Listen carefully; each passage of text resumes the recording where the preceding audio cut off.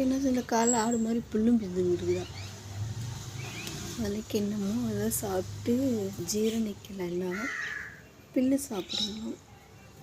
அதனால் அவங்க போய் சந்து பந்த புல்லு தேடி தின்னுக்கிட்டு இருக்கா.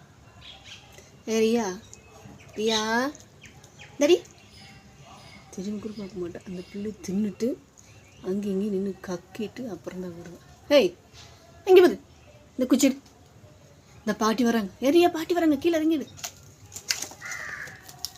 பாட்டி வராங்கன்னு எப்படி இருந்தாலும் இறங்கிடுவா.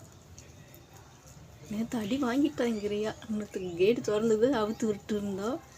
விட்டேன் ஜவரியா ஓட்டமாக ஓடிட்டான். பையன் காலில் மிதிச்சிருந்து கூட அது கேட்டு தந்ததை பார்த்து அவ்வளோ வேகமாக எடுத்துகிட்டு வெளியில் ஓடிட்டான்.